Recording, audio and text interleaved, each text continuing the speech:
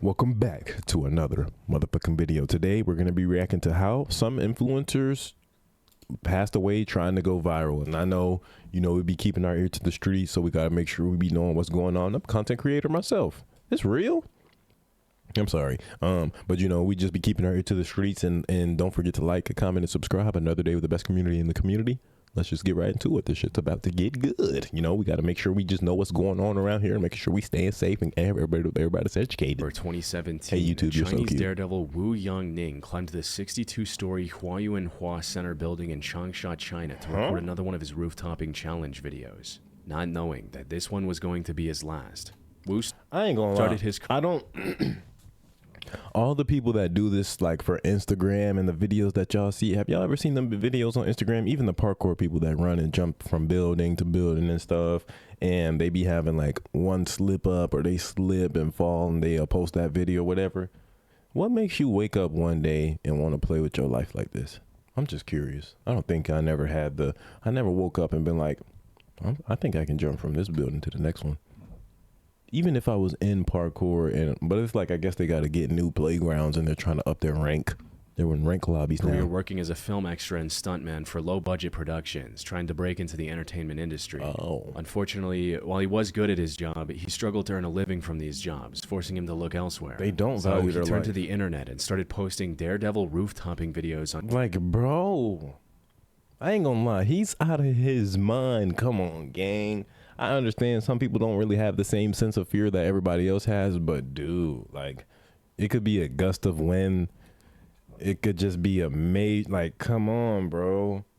On Chinese platforms cave like diving, I agree, because with cave diving, bro, once you see all the people that get stuck, bro, they be turned upside down for 15 hours, all the blood rushing to their head and shit. It's like, once you see, what makes you wake up one day and be like, I want to go in this cave. I want to go in this dark cave today. In Weibo, roof-topping, for those who don't know, bro, is I don't an extreme understand form this. of urban exploration. This daredevil Participants climb on top of shit. tall structures like skyscrapers, bridges, and cranes, and record themselves doing dangerous stunts around the edges, usually without any safety equipment like a harness or a safety net. Safety The equipment. draw of these videos lies in the constant, ever-present risk that a single slip or misstep could be fatal. That's what I'm saying. Wu needed to stand out if he wanted to make a career out of it. I mean, I get it. That's why it is. That's why it does blow up, because they're like, bro, one fuck up and it's over with. Like, so he took things a step further. Instead of just posting videos about sitting or... This is fucked up. I know I keep pausing. I'm sorry. I'm not going to try to pause so much. But, bro, they don't think about how this shit, how this shit can affect other people too. Bro, imagine you're walking to work one day and somebody dead ass falls out of the sky in front of you. Like, dead ass just falls out of the sky. Like, you're in New York and you're walking to work today and somebody dead ass just falls out the sky in front of you. And it was one of these people that was doing these dangerous daredevil videos, bro. Bro, that shit will fuck up your whole everything. Like, your whole day, your whole mood, your whole... Come on. Yes, like the first episode. Yes, bro. Yes, bro. Imagine, bro. Mental fuck. Like, that's what I'm saying. They don't understand, bro. You're doing this and you're making a career out of it, which is great for you because you're living life on the edge. But, bro, the one day that if you do, when you do... That shit's gonna scar other people. Standing close to the edge. That shit, like, cause I'm sorry, but like, just imagine me walking to work and somebody that ass just falls right in front of me out of the sky, and I'm like, what the fuck, bro? I can't even go to work. I can't, bro. So Wu posted stunts like riding a Segway right up to the edge, hanging from the ledges, and doing pull-ups until he was close to muscle he's failure. a different animal. This allowed him to gain an audience from the get-go, giving him the confidence to continue down this path. That would traumatize Over the years, anyone. He posted more than 500 saying, videos though. and live streams to various platforms and managed to earn over 1 million followers on Weibo alone. These videos also earned him close to $83,000, making this his full-time career. I ain't gonna lie, that still don't seem like his whole life is worth more than $83,000. I'm gonna be real. Had posted more than 500 short videos and live streams for 83K. That's not bad. That's not. I mean, I guess that's not a bad return rate for anyone, to be fair. But bro, his life is worth more than 83 bands for real. Doing these crazy stunts allowed him to earn a better life for himself and his loved ones. There was just one massive problem.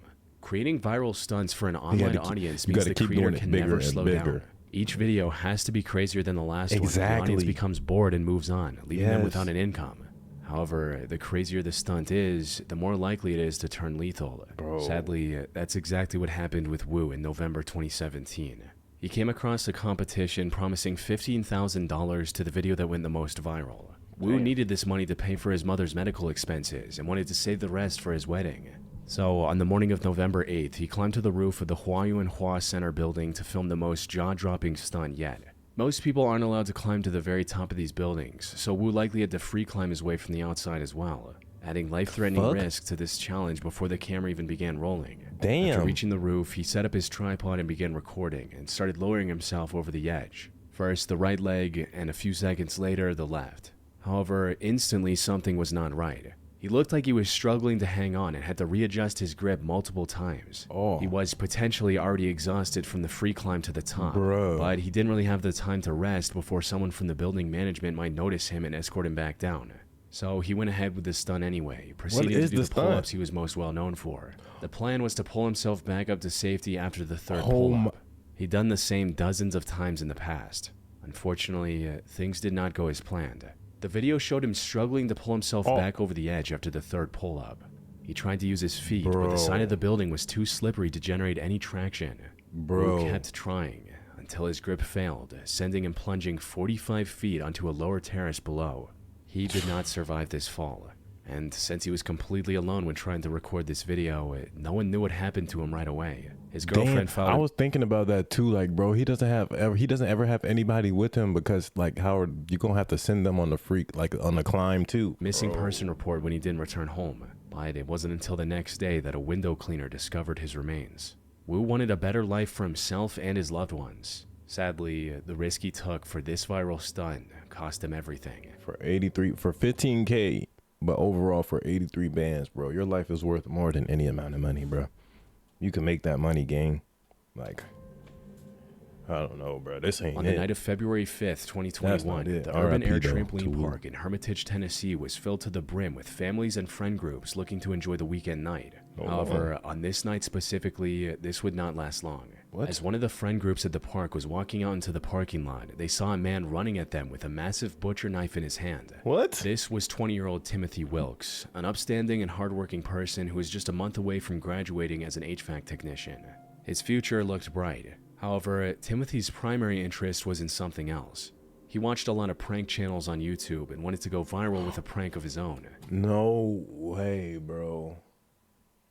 No way, right? More specifically, he wanted to film a fake robbery prank where he records himself pretending to rob someone and then uploading their reaction to the internet.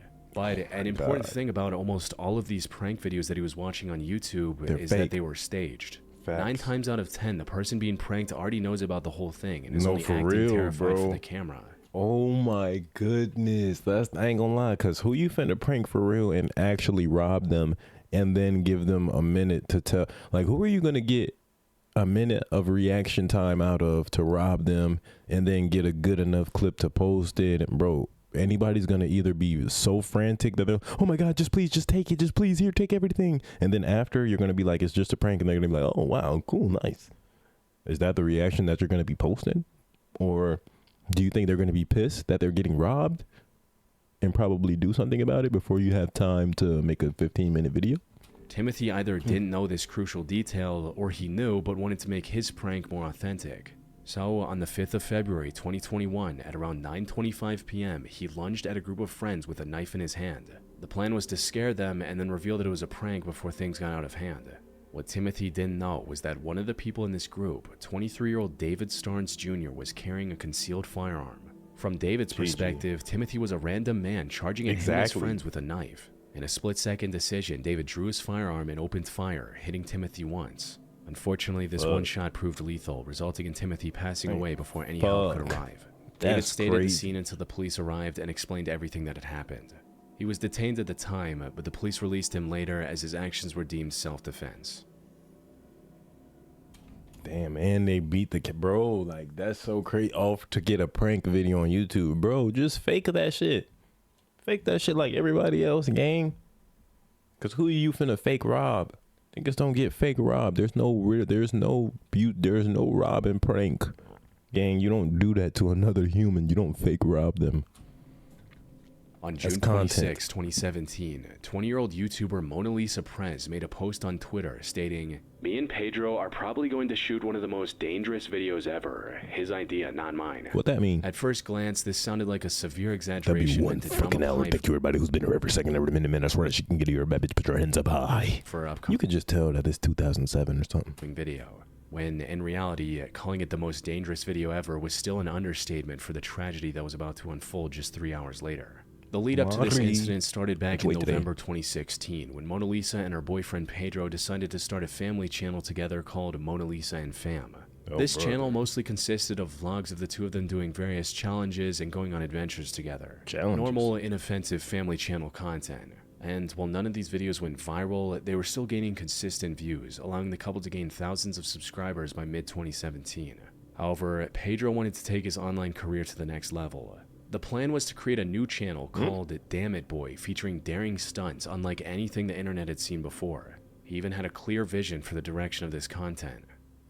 Everything I'm going to be showing you guys on my channel, you guys are going to be that is not how I thought Pedro would sound. Holy shit. Damn it, boy.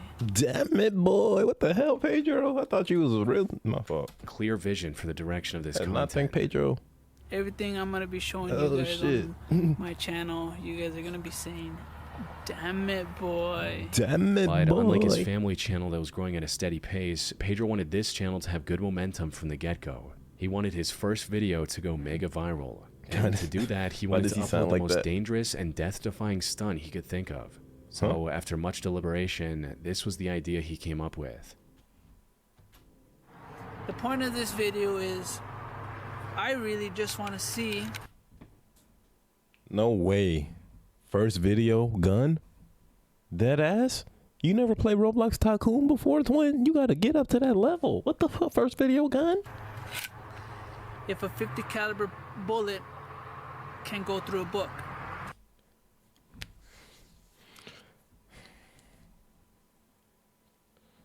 This the first video on your channel. What the fuck are you gonna do after this? If this goes up like you expected, what the fuck are you gonna do after this? You gonna keep shooting through shit? You gonna have to shoot through somebody eventually. You gonna keep just shooting through shit. Nigga, you ain't sports science. So, the ultimate, that big ass Desert Eagle test to see if this 50 caliber bullet will go through a book is, I'm just not gonna just set it and just shoot it. No, I'm going to stand behind it. What? Why? So you mean to tell me this bullet that goes through all type of things, this 50 cal bullet that goes through like trees, and this 50 cal bullet that goes through all types of human bodies, you don't think it'll go through this book? You don't think Mariposa is recording? And Mona Lisa was recording. To shoot it. She gonna shoot it. She's finna go to jail. Holy. So was strongly opposed. They just said, and she's finna go to jail. Opposed to this plan, but after nearly 2 months of back and forth, he managed to convince her that it could work. So on the 26th of June, 2017, I ain't gonna lie, you ain't convincing me to shoot you, bitch. Hell no, do it yourself. And I'm not recording. I'm not even gonna be home that day. You want to do this shit for real? 2 months of me trying to talk you out of it and tell you no. You're shooting your own self. I'm not involved. Fuck no. I'm not shooting nobody. You asking me to? Actually, you want me to shoot you? For the video? No. At roughly 8 p.m., Pedro did exactly what he planned. She just loved the nigga too much. He set up the camera in the backyard of their home in Houston, Minnesota, held up the book in front of him, and told Mona Lisa to shoot. Unfortunately for Pedro, the thick encyclopedia he chose for the stunt proved completely ineffective. The high-caliber bullet went straight through the book and his body. First of all, she missed, okay? Second of all, that shit, oh my god, like what did he have? Did he have the book directly on him? And then, like, what did he expect, bro? Like, you have to have a plan to where even if it fails, I'm still alive. Like, that's the thing they don't get about their stunts. The stunt has to be, even if I fail, bitch, I'm still alive though. Like, what the fuck? Bro. By the time help arrived, it was already too late. She's going to jail. Pedro passed away in front of 30 witnesses from around the neighborhood who came. And that's probably more views than his video, bro. Bro, that's insane. And she's finna get charged with that shit. Running after hearing the gunshot, including his 3-year-old daughter. What made this situation even more heartbreaking was the fact that Mona Lisa was also pregnant with their second child. She was taken into custody and later pleaded guilty to second-degree manslaughter. Bro. She was pregnant too? Oh my God. No way, gang. No way. And they already had a kid. No way. However, the court understood her tragic situation and sentenced her to only 6 months in prison Ain't gonna lie, rather that's than fair. the up to 15-year sentence that second-degree manslaughter usually carries. Holy shit, that's fair. I ain't gonna lie. I'm sorry. That's fair. That's fucking fair. This lady's pregnant, first of all. And that nigga convinced her to do, I don't know. True, like, I don't think she would have I don't know any significant other that's gonna want to shoot their partner for a YouTube video. But I don't think that she was just going along with his plan right away. Her plan seemed to be the family channel. He wanted to do extra. So, bro, what? R.I.P. to Pedro. Dmitry Nuyanzin spent a decade building his reputation as a personal trainer and fitness coach in Russia. Over the years, he trained many elite athletes in person while also posting online guides and tips under the name Dmitry Fit for his more than 40,000 followers. The most notable aspect of Dmitry's content, however, was his dedication to authenticity. He followed the same program he taught to demonstrate firsthand its effectiveness. What he never anticipated was that his readiness to put himself on the line would ultimately cost him everything. It began in September 2025 when Dmitry announced a challenge to deliberately gain at least 55 pounds or 25 kilograms and then lose it all using his own training and dietary regimen. He also put a roughly $100 reward for any viewer who could lose 10% of their body weight by the end of 2025. In a post promoting this challenge, Dmitry wrote, "Friends, my weight loss course is starting soon where you can win cool prizes and most importantly build a beautiful body, learn how to eat, and have fun." Things were progressing smoothly. However, there was just one major hurdle standing in his way. Gaining over 50 pounds in such a short time wasn't going to be easy. That shit not even healthy, gang. Stay competitive in his own challenge, Dmitry put himself on a crash diet of over 10,000 calories a day. What the fuck? 10,000 calories a day, bro. Bro, he's gonna be bloated every fucking day. There's no way you can eat 10,000 calories a day and still feel like your brain is running on straight. Holy fuck no. For some context, most adult men with his build need somewhere between 2,500 and 3,000 calories to maintain their weight. That's absurd, He posts bro. videos eating mountains of calorie-dense foods with lots of sugars and fat. And this worked just as expected. By November 18th, he weighed 230 pounds or 105 kilos and was rapidly approaching his goal. Unfortunately, the challenge came to an abrupt stop just a few days after he posted this video. Friends reported Dmitry missing training sessions, claiming that he wasn't feeling well and that he needed to see a doctor. But before he could make an appointment, Dmitry passed away from cardiac arrest in his sleep at just 30 years old. Damn. The 10,000 calorie diet overtaxed his body, eventually leading to a sudden, catastrophic collapse.